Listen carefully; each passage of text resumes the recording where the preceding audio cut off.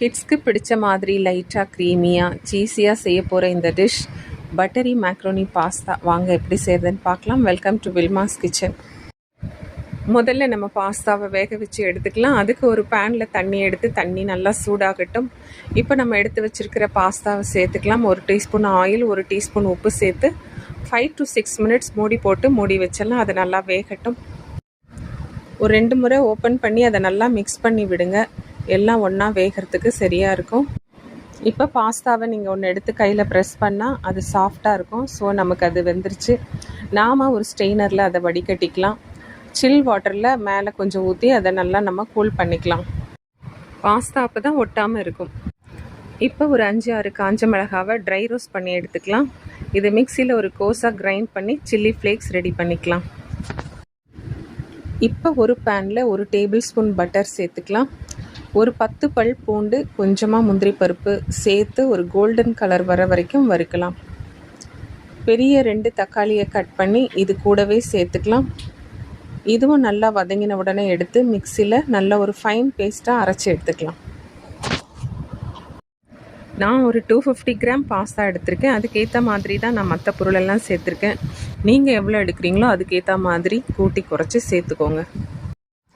Third ஸ்டெப்பாக again ஒரு pan வச்சுக்கலாம். 1 டேபிள் ஸ்பூன் பட்டர் சேர்த்துக்கலாம். 2 வெங்காயத்தை பொடிசாக கட் பண்ணி அதில் சேர்த்து நல்லா வதக்கலாம். வதங்கின உடனே தக்காளி பேஸ்ட்டை அதிலே சேர்த்து நல்லா வதக்குங்க. அது இப்போ இது நல்லா வதங்கின உடனே திக்காக ஷைனாக ஆகும். அந்த டைமில் நம்ம கலருக்காக ஒரு 1/4 டீஸ்பூன் இதில் காஷ்மீரி சில்லி சேர்த்துக்கலாம். 1/2 டீஸ்பூன் உப்பும் சேர்த்துக்கலாம். பாஸ்தாலே நம்ம உப்பு சேர்த்துருக்கோம். ஸோ நம்ம கம்மியாக சேர்த்துக்கலாம்.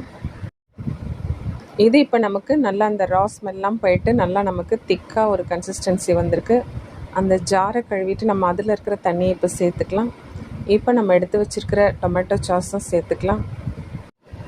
இப்போ இதை நல்லா மிக்ஸ் பண்ணி விட்டுக்கலாம். மிக்ஸ் பண்ணிவிட்டு நம்ம எடுத்து வச்சுருக்கிற சீஸை இப்போ ஆட் பண்ணிக்கலாம்.